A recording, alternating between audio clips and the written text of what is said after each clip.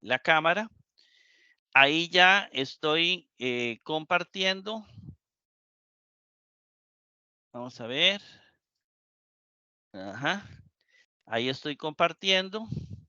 Y vamos a ver, aquí voy a compartir el video. Nada más si necesito que ahorita me digan. Ahí están viendo la diapositiva.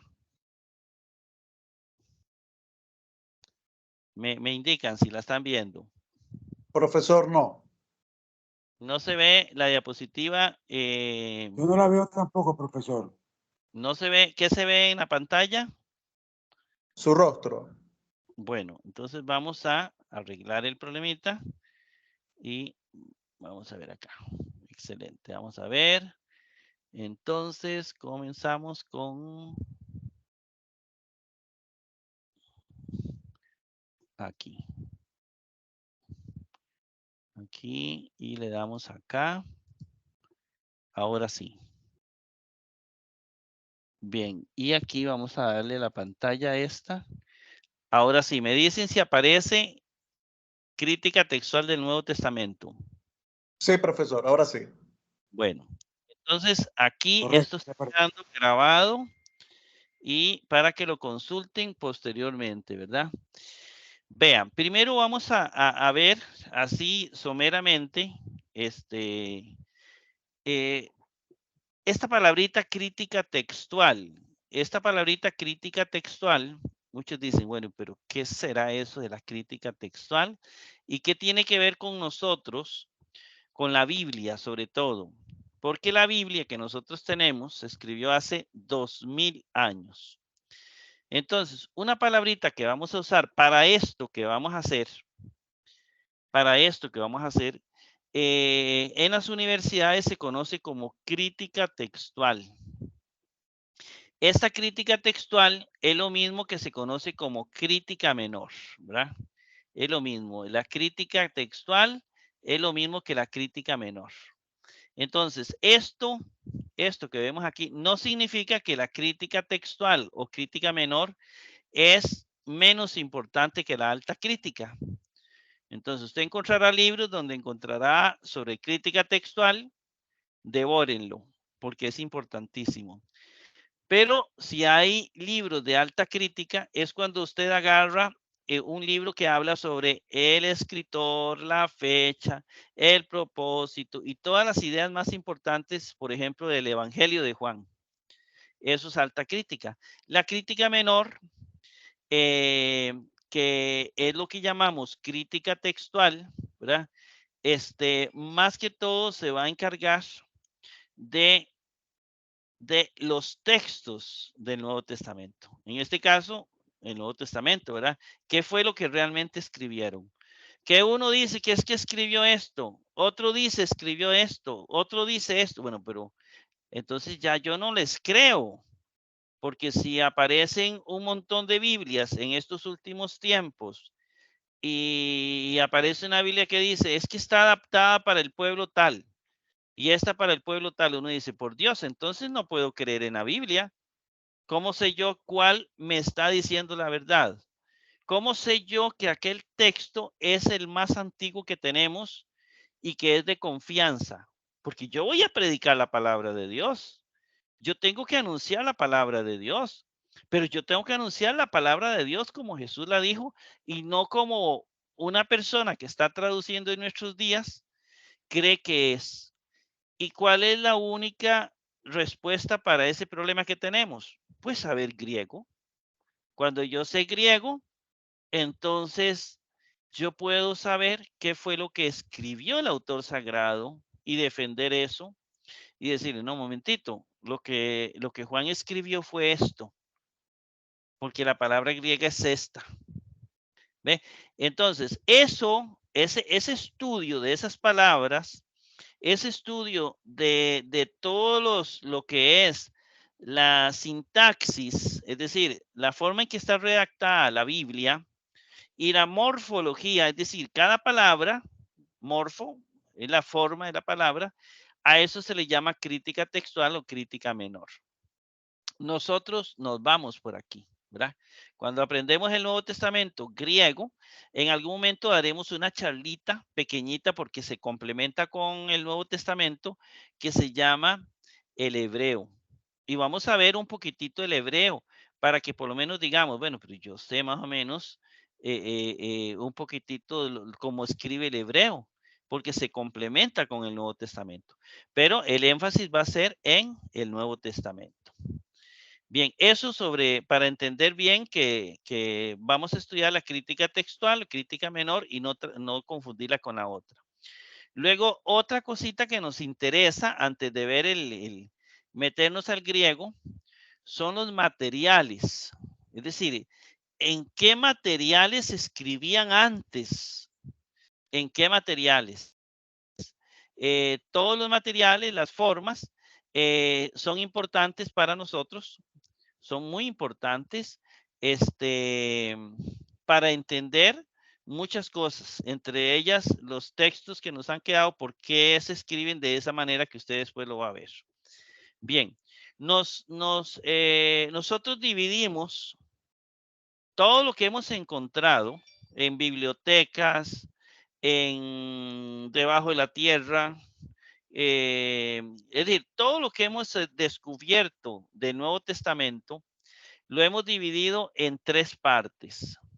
Están los manuscritos, manos de mano, ¿verdad? Escritos a mano. Todos los manuscritos que pueden registrar una partecita del Nuevo Testamento o todo un libro, todo el libro de Juan o solamente un versículo de Juan. Esos se llaman manuscritos porque fueron escritos a mano. Así se escribía antes el Nuevo Testamento. Tenemos las versiones, ¿verdad? A otros idiomas. Cuando hablamos de manuscritos, hablamos de griego, porque así se escribieron y los tenemos, son muy importantes.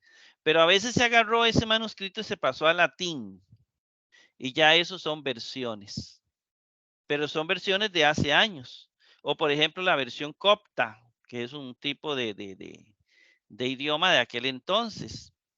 Entonces, esos son versiones, pero tiene más fuerza el manuscrito que la versión.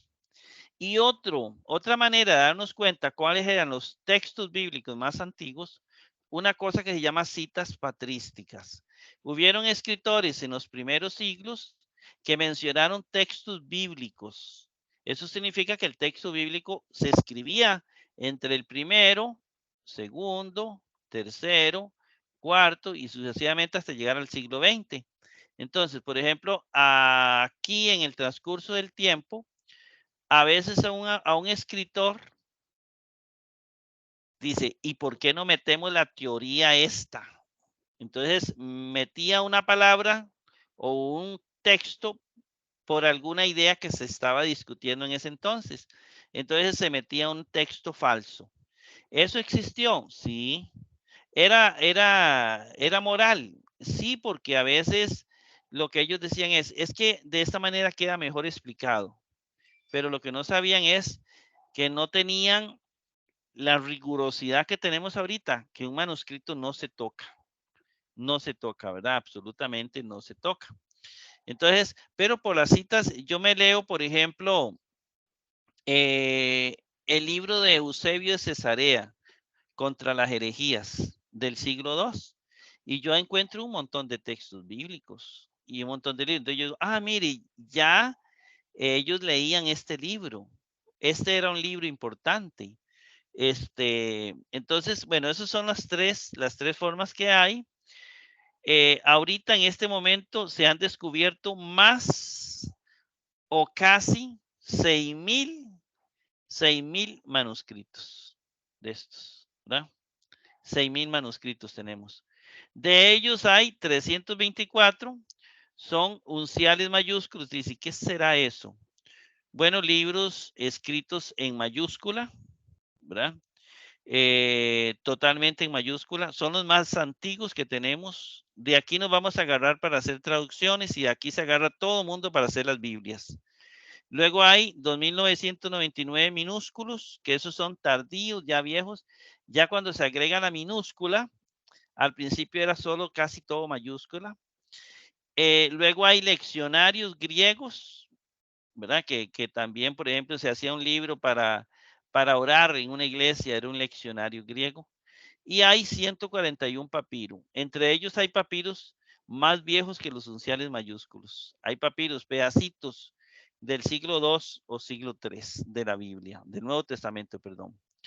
Bueno, aquí, aquí tenemos, esto sí me interesa, esto me interesa que les quede claro lo que es el aparato crítico. El aparato crítico. Vamos a ver esto, vean. Las Biblias, estoy hablando de las Biblias griegas, en la parte de abajo viene esta leyendita que ustedes ven aquí, que te dice, ¿qué será eso? Eso parece chino. Bueno, estas leyenditas son muy importantes porque resulta que el último que hizo estos estudios son dos señores, uno apellidado Nestlé, ¿verdad? Y otro Alan. Ese Alan son alemanes. Ellos hicieron un estudio, Alan lo continuó, ¿verdad? Y sobre esos 600 documentos, por ejemplo, 721, aquí dice, bueno, aquí dice 821, ¿verdad? Mateo 821 trae esto, creo que es 721 por esto. Aparece esto, esta frasecita. Dice que eso aparece en este manuscrito. Los manuscritos llevan nombres. Y entonces dice, aparece, por ejemplo, bueno, Thomas y Tom Aftu significa de los discípulos de él. No se preocupe ahorita por eso. Después, esto lo va a ver usted clarísimo. Él dice que aparece en el C, en el K, en el L, en el W, etcétera. Aparece de los discípulos de él.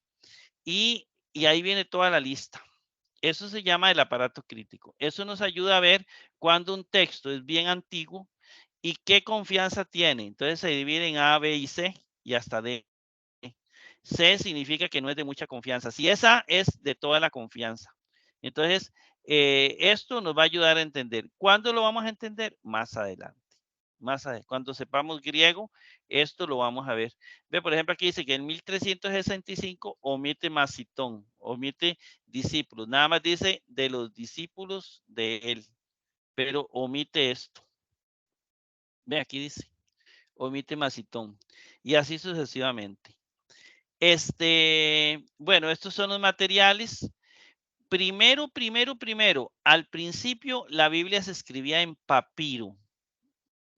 Tenemos pedacitos de Biblia en papiro.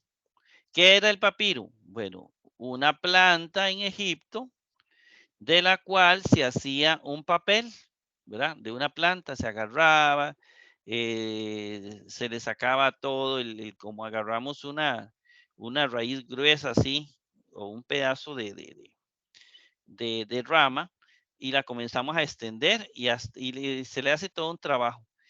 Es una planta, esto no dura mucho. Entonces, estos documentos que tenemos en papiro, casi se desaparecieron todos. Como las Biblias se hacían en papiro, mucho de ese material desapareció. O se agarraba y se desmoronaba. O se desmoronaba. Mucho de ese material se perdió, lamentablemente, el papiro, porque el material no era muy bueno. Pero tenemos documentos en papiro. Luego del papiro surgió otro que fue el pergamino, que le ganó.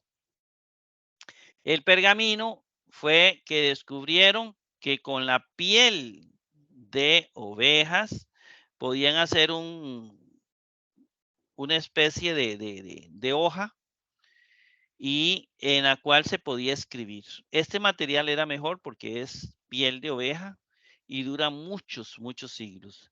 De los códices que tenemos más importantes, que es el Códice Sinaítico y el Códice Vaticanos, se escribió en pergamino. Por eso los tenemos muy bien conservados. ¿Qué era lo malo del pergamino? Ya que había gente que le borraba todo y le escribía encima. Entonces, hacía una mezcolanza bastante rara, porque esto era carísimo. No era como el papiro, que usted lo conseguía con plantas. La planta del papiro en Egipto. Había que matar cualquier cantidad de ovejas para poder tener pocos papeles y escribir la Biblia, por ejemplo. Bien, ahora vamos aterrizando un poquitito. Vamos un poquitito. Ve, esto es un papiro del siglo III. Se llama el papiro 1 del siglo III. El papiro 1 del siglo. Este papiro es uno de los más antiguos. Esto fue hecho, vea usted cómo se está deteriorando porque era de una planta, pero sí se puede leer, se puede leer. Por ejemplo, aquí se lee clarito Mateo 1:1. Ve, por ejemplo, aquí Biblos, Genesios. Ve, y si usted lo sigue leyendo, usted encuentra palabritas acá, facilitito. Este es un papiro, un ejemplo de papiro, ¿verdad? Del siglo III después de Cristo, perdón, porque el Nuevo Testamento vino después. Bien, todo lo que son papiros, todo lo que es este material, nosotros lo tenemos ya clasificado. Entonces, por ejemplo, el manuscrito número 1, le pusimos esta letra, es una Aleph hebrea, ¿verdad? Es más o menos como así, por aquellos que no la vean bien. Una Aleph hebrea. Este documento, vean qué lindo, es del siglo IV. Cuando yo hablo de este documento, estoy hablando de un documento que tiene, vean esto, dice que el contenido tiene una E, es decir, tiene los evangelios. Tiene una A, tiene actas o lo que llama el libro de Hechos de los Apóstoles. Tiene P significa que tiene todas las cartas de Pablo. Y tiene una R, es decir, tiene revelación, el Apocalipsis, ¿verdad? Entonces, este documento es importantísimo, ¿verdad? Estos son los unciales, porque son libros enteros, no como los papiros que usted ve aquí, que van a llevar otro estilo. No sé si se lo nota. Que solo tiene, por ejemplo, este tiene unas partes del Evangelio, este es del siglo III, muy bueno porque es del siglo III. Este del siglo IV es uno de los que usamos para todo y es el que yo voy a usar aquí con ustedes, junto con este otro que tiene una B, que es el 03, que es el Vaticano, Codex Vaticanus. Este códice está en Roma, mientras que el Sinaítico está en Londres. Tiene toda una historia muy linda. Estos son del siglo IV y son los dos que yo voy a usar para traducir. Y con esto le vamos a enseñar. Todas las Biblias del planeta se toman de estos dos. Se cree que estos dos fueron hechos por un señor que se llamaba, bueno, hechos por él no, sino ordenados para que se hicieran, Constantino, un emperador de Roma. Él ordenó que se hicieran 50 traducciones. ¿Por qué ordenó Constantino que se hicieran 50 traducciones? Porque antes de Constantino hubo otro emperador que ordenó quemar todas las Biblias. Entonces casi no habían Biblias en el planeta. Y entonces él ordenó que se hicieran copias del Nuevo Testamento. Y se hicieron copias del Nuevo Testamento en el siglo IV. Eso es lo que tenemos. Completos antes del siglo IV no hay nada. Lo más antiguo es del siglo IV. Es lo más cercano a los apóstoles, ¿verdad? Y antes de eso lo que hay son papiros, pedacitos. Bien, vamos a aquí. Nada más así para que ustedes lo vean por encimita. Esta es la lista larga de todo lo que se ha descubierto. Primero aquí habla del papiro 4. Y lo tengo en amarillo porque este es del siglo III. Para mí tiene un valor más grande que esos. Aquí hay otro, el papiro 5 es del siglo III. Vea qué importante, ¿verdad? El papiro 8 es del siglo IV. El papiro 10 es del siglo IV. ¿Ve? Estos papiros están en internet. Y si yo sé griego, yo puedo traducir y ver si realmente en esos siglos estaba la Biblia como está la Biblia nuestra actualmente. Hay más, ve, ahí siguen. En amarillo yo tengo todos los más antiguos, ¿verdad? Hay uno, el papiro 46, vea este papiro, qué importante. Es más o menos del año 200. Imagínense. Estamos hablando de 110 años de los apóstoles, más o menos. Eso vale mucho, ¿verdad? Y así sigue sucesivamente, todos, hasta que llegamos aquí a los manuscritos estos. Bien, eso por encimita. Ahora, este es el que resume todo, ¿verdad? Esta es cómo es la enumeración, que yo creo que ahorita no es importante, pero los papiros va con una P minúscula y el número. Los unciales, como los que vimos ahorita, son el Aleph, que son libros enteros ya, ¿verdad? Ya no son pedacitos.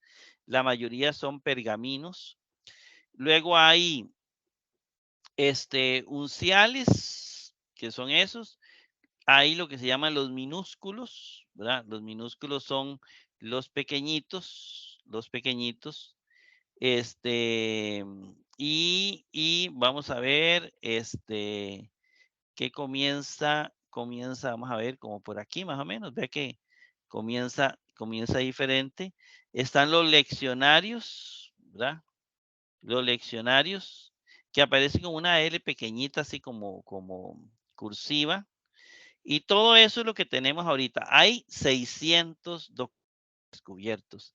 Tenemos suficiente para hacer una buena Biblia. ¿Cómo lo enumeran? En los diferentes lugares. Esto después usted lo va a dominar con el paso del tiempo. Ahorita no se me estrese.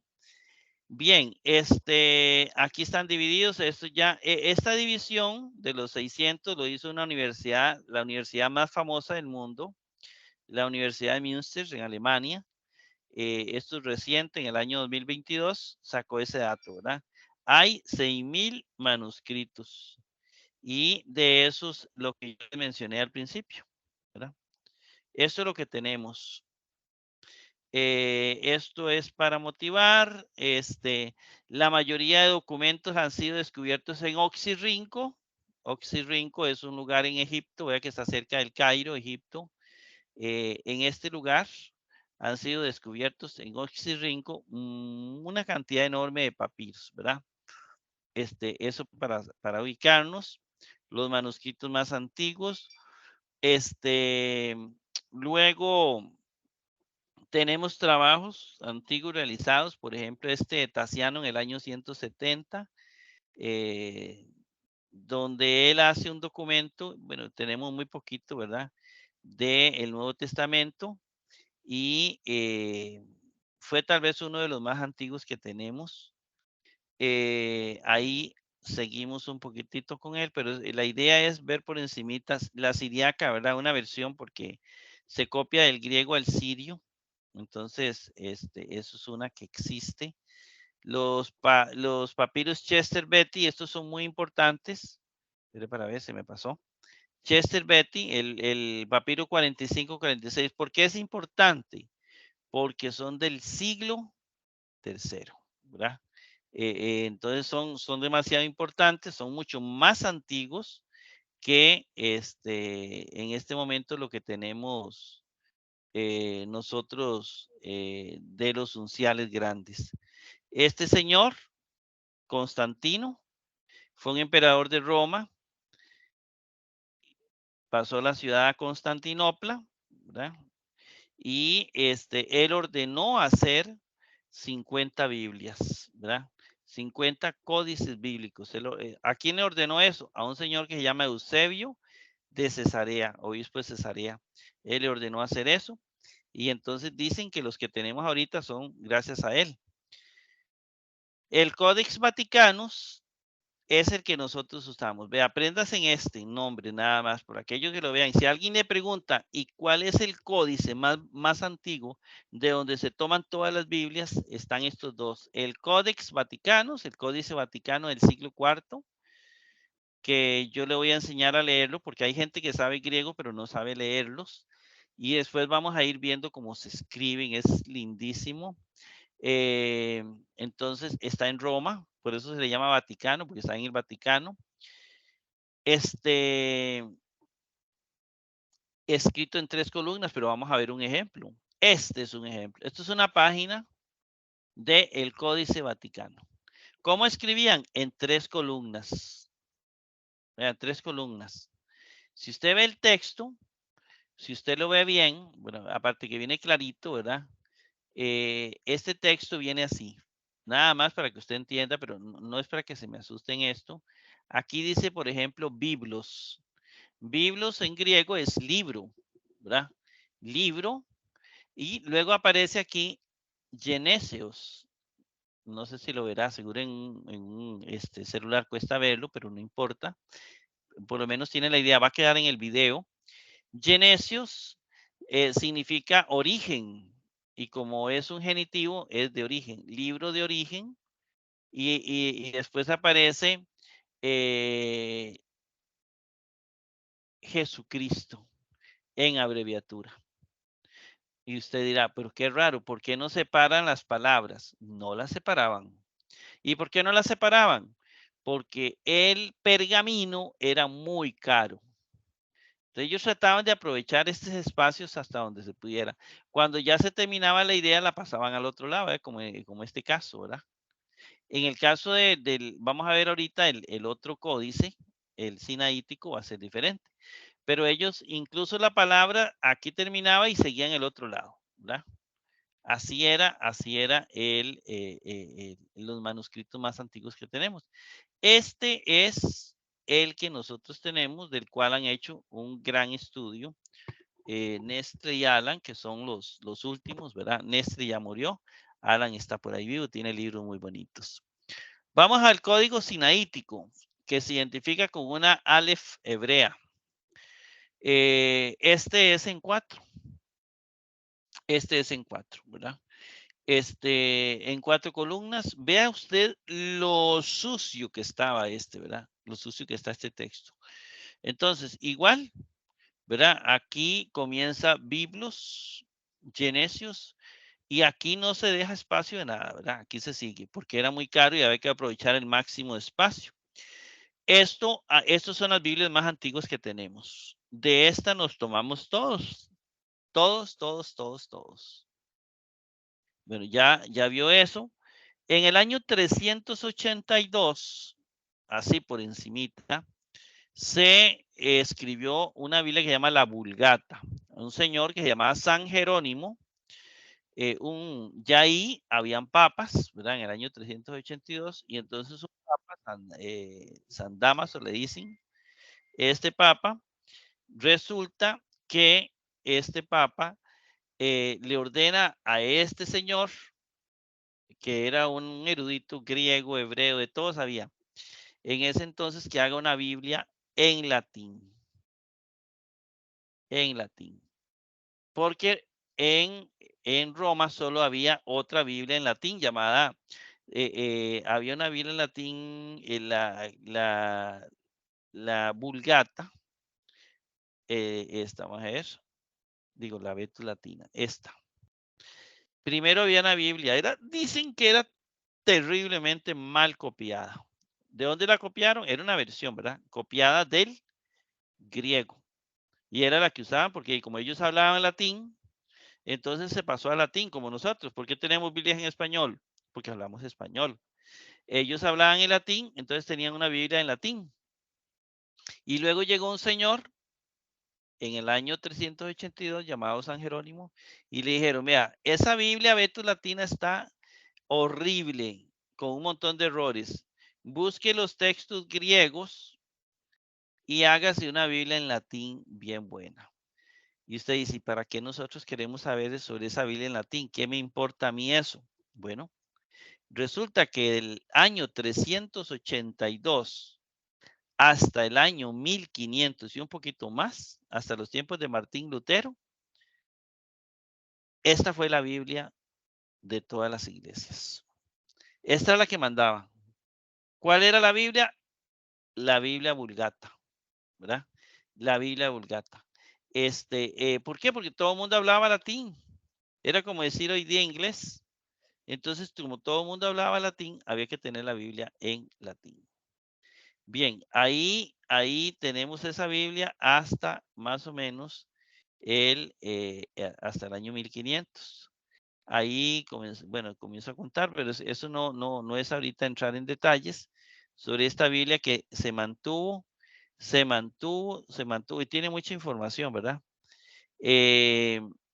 Hay un sínodo, el sínodo de Roma, en el año 382, también para el tiempo de este señor, de San Jerónimo, que la iglesia se reunió y define cuáles son los libros que tienen que formar la Biblia. ¿Por qué nosotros tenemos los libros que tenemos ahorita? Porque comenzó por acá. Comenzaron a definir cuáles eran los libros que ocupaban la Biblia. Me interesa el Nuevo Testamento, porque la iglesia lo declaró ahí, ¿verdad? Mateo, un libro. Marcos, un libro. Lucas, un libro. Vea el orden. Mateo, Marcos y Lucas y luego Juan. Y así se quedó, ¿verdad? Con eso. ¿Por qué no es Juan de primero? ¿Por qué no es Lucas de primero? Así lo definieron. Pero sí había otro orden en algunos otros contextos. Luego, libro 1 de Hechos.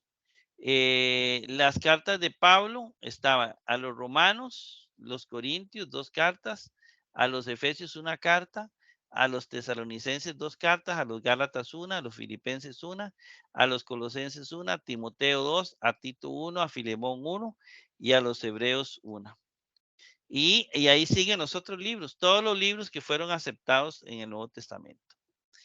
Bien, esto y ahí sigue, ¿verdad? Ahí siguen proponiéndose cuáles son los libros sagrados y por eso tenemos los libros que tenemos, porque en estos concilios la iglesia definió cuáles eran los libros que tenían que ser los libros sagrados y cuáles se rechazaban y por qué se rechazaban en estos concilios, ¿verdad? Este es el Sínodo Tercero de Cartago en el año 397, donde se ponen los libros sagrados. En el año 405 se volvieron a decir cuáles eran los libros sagrados. Se siguieron escribiendo códices que todavía los tenemos, el Códice de Washington, por ejemplo, pero ya son tardíos. El alejandrino, que a veces se usa mucho, el código Efraín, ¿verdad? Eso es un rescriptus. Este es un palincesto, es decir, que se escribió encima de otro texto más antiguo. Y ahí sigue la Pechita, que es del siglo V, ya muy vieja. El Apocalipsis, que tuvo problemas para ser admitido.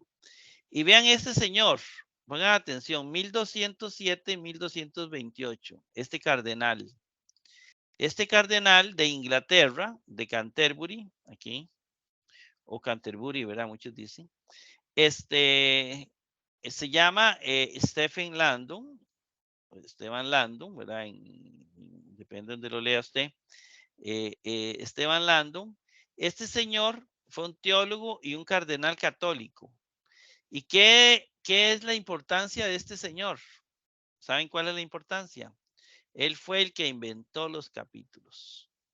La Biblia venía corrida, como ustedes acaban de verla.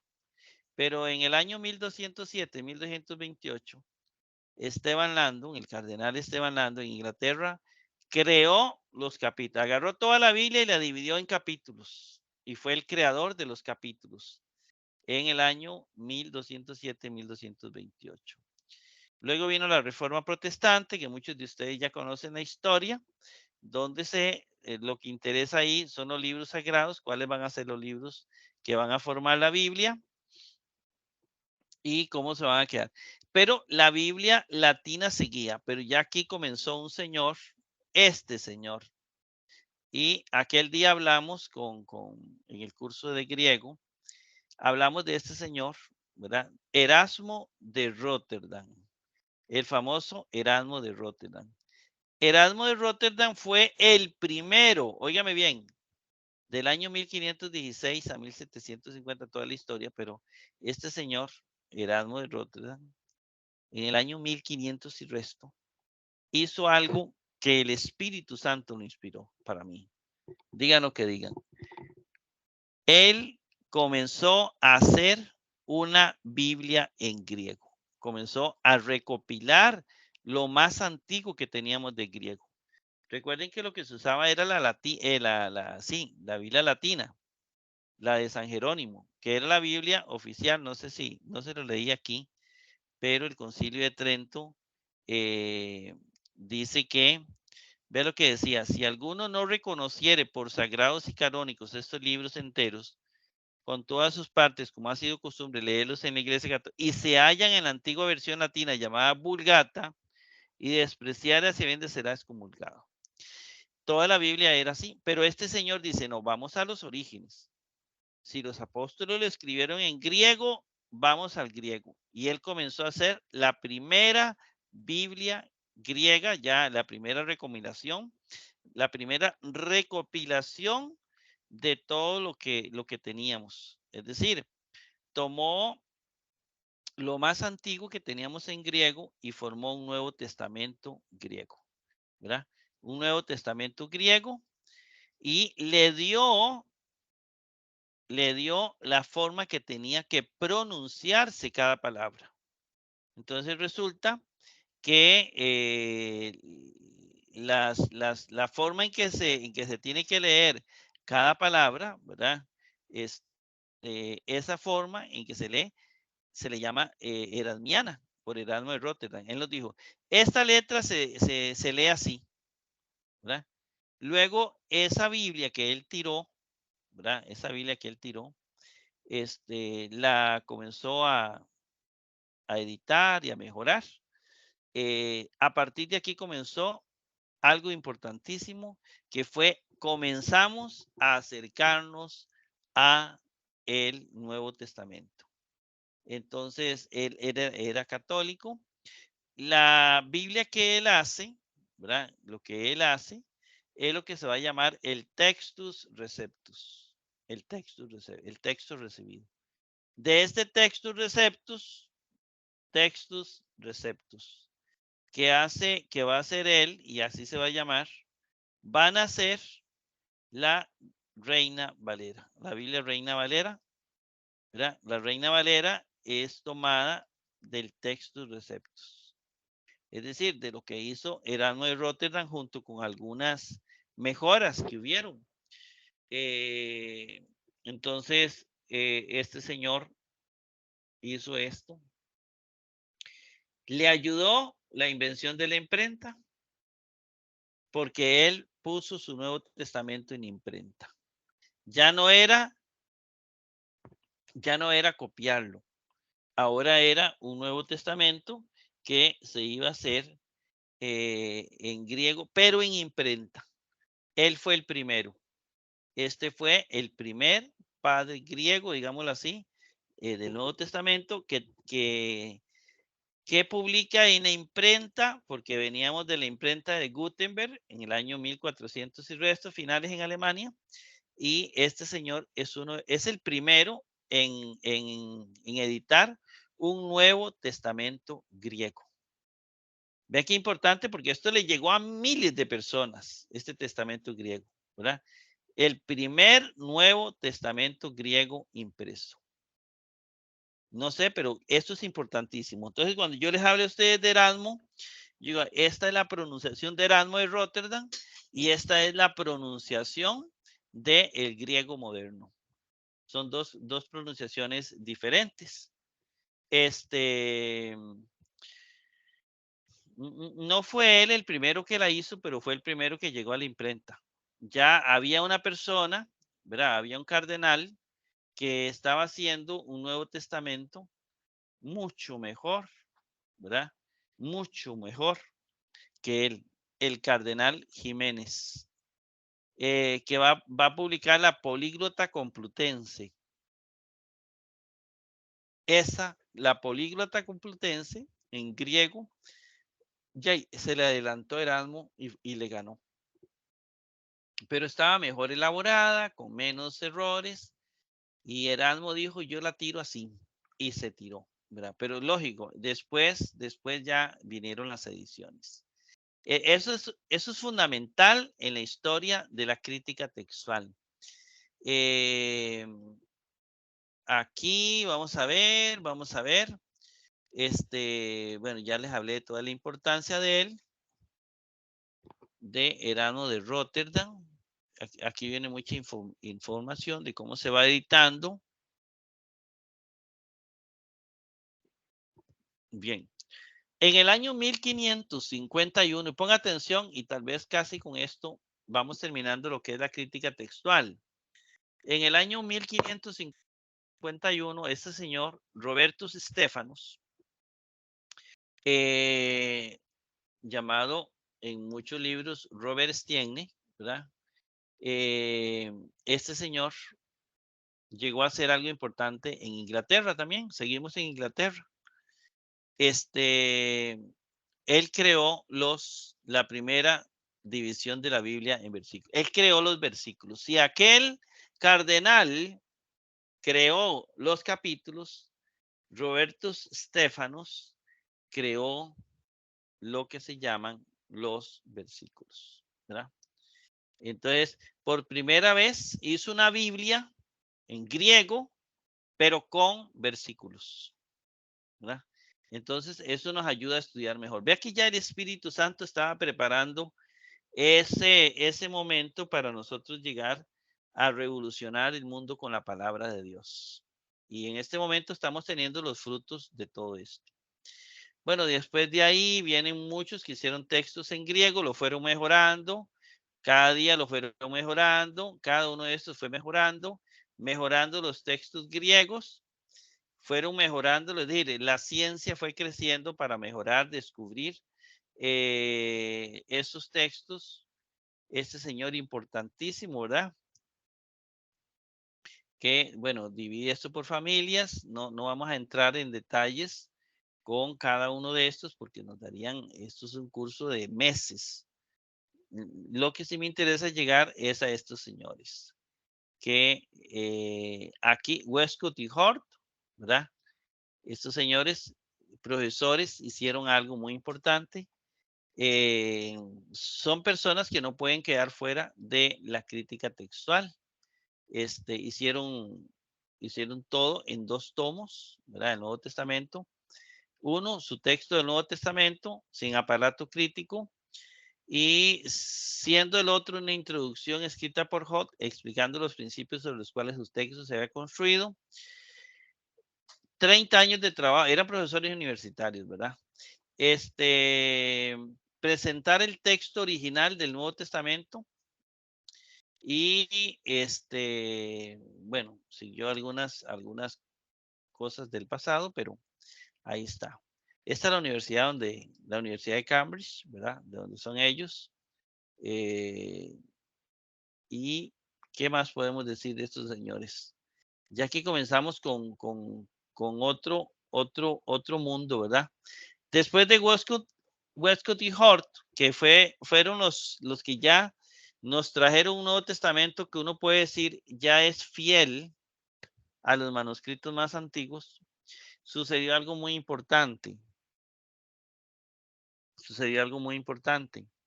Y es que vino Nestle y Alan, y comienza a elaborar algo mucho más científico, y luego Alan, que todavía está vivo, creo, lo terminó de afinar. Bien, no sé si no se durmieron con esta, con esta primera partecita de la crítica textual. Dime, don David. Profesor, Dime. quisiera hacer una pregunta para el bien de cada uno de las personas que estamos acá y de aquellos quienes nos van a ver a través de la web. Dime, sí, claro. Profesor, hay un movimiento, y voy a reservarme el nombre por respeto, ¿no? Porque tiene que haber un grado de tolerancia.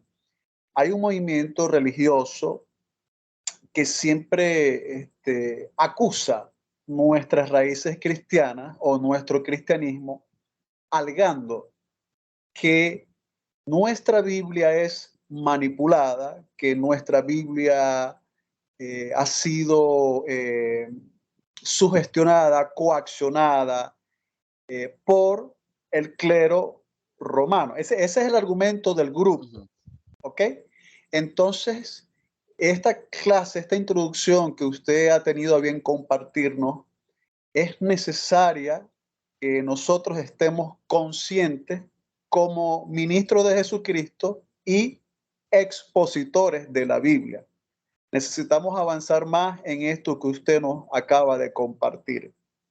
Es algo loable, de mucho valor, porque nuestra Biblia es confiable, tiene su historia, tiene su respaldo histórico y no es como se está manipulando en las redes, que simplemente nuestra Biblia tiene errores.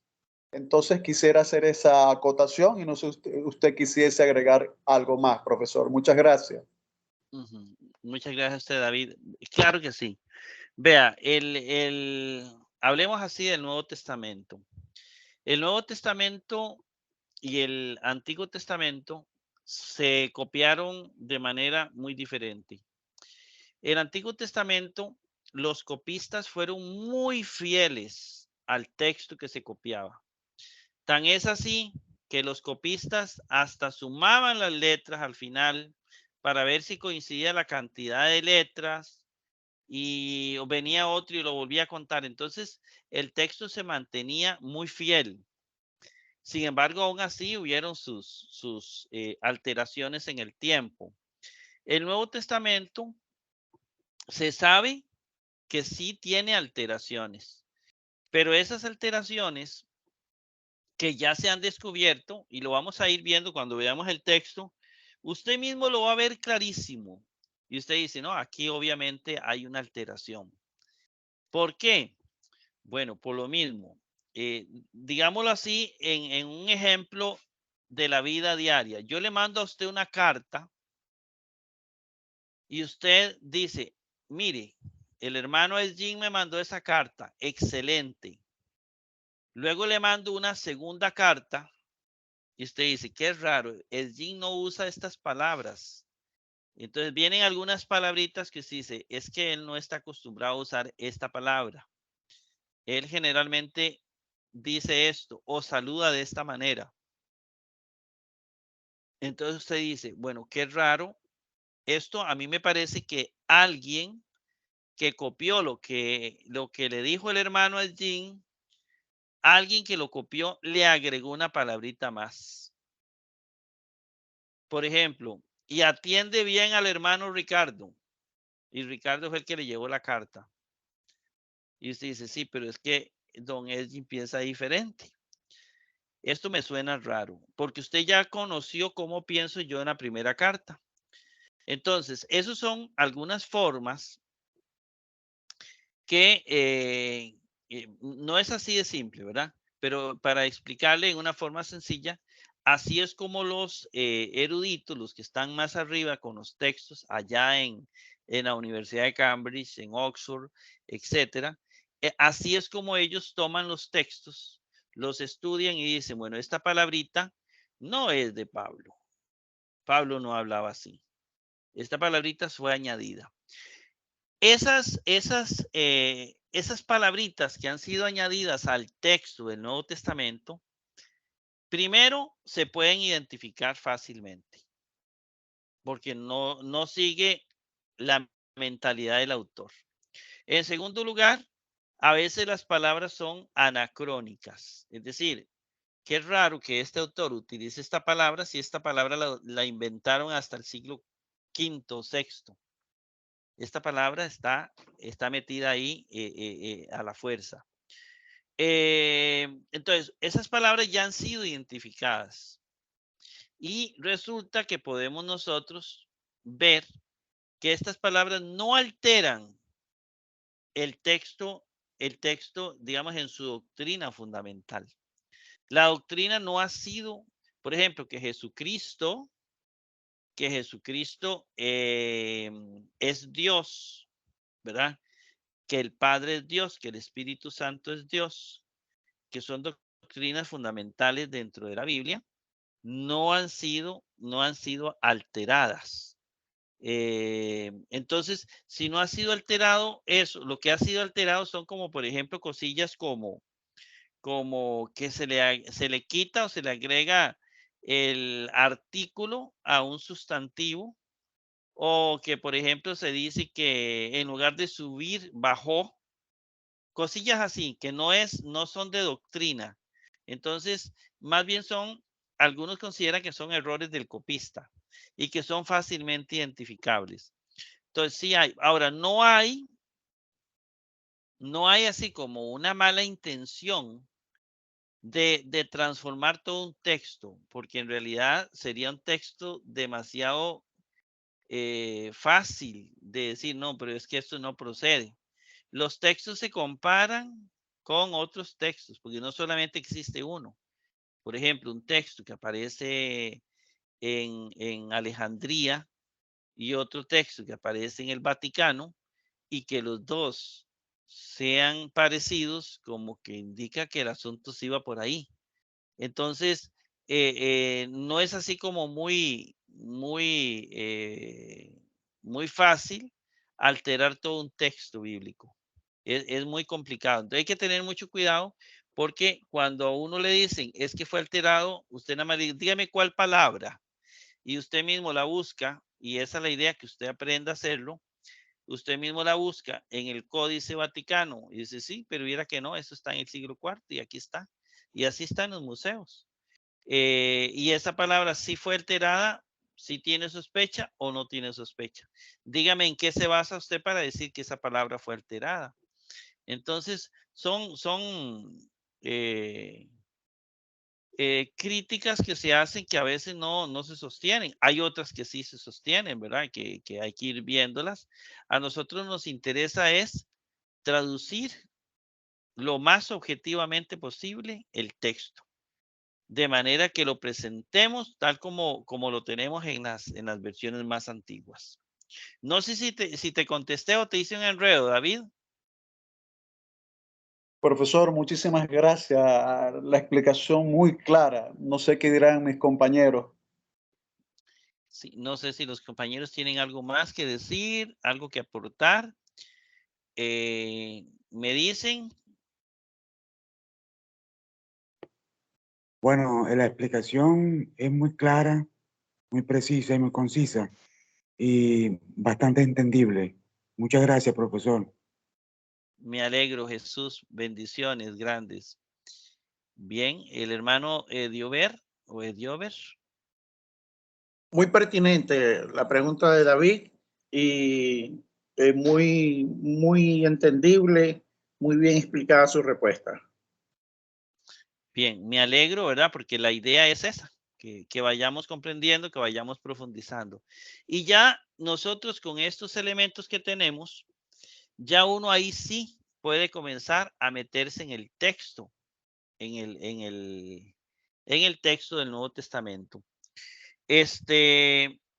Bueno, me imagino que con este rato ya abarcamos el espacio para no saturarlos, como me decía el hermano David, no saturar con información.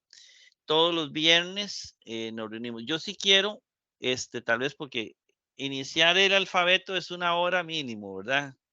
Yo pienso que sería bueno la otra semana y con los hermanos nuevos que hayan, y sí pedirle a los que se van a ir a integrar que leamos, digo, que escuchemos el video número 1, donde grabamos todo el alfabeto para irlo aprendiendo.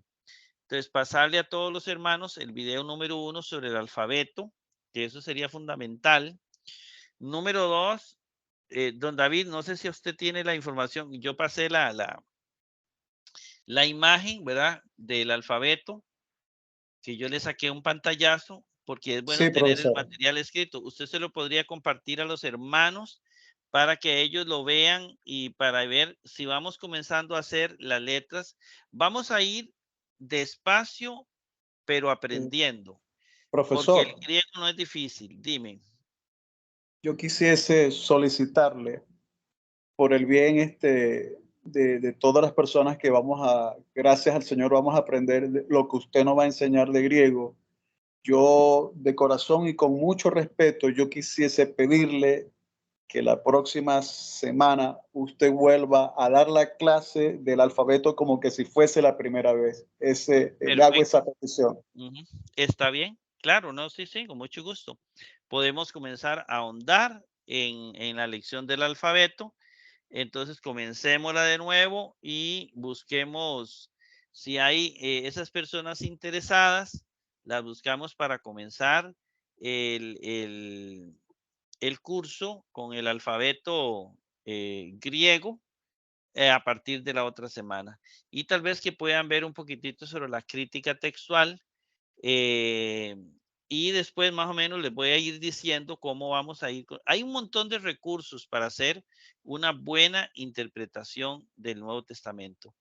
Entonces, yo creo que sí. Entonces, la otra semana comenzaríamos ya con el alfabeto. Aquí vi unos mensajes que me pusieron unos hermanos. No sé si es que no pudieron ingresar. Y voy a decirles que para la otra semana sí vamos a estar disponibles y comenzamos directamente ya con el alfabeto griego.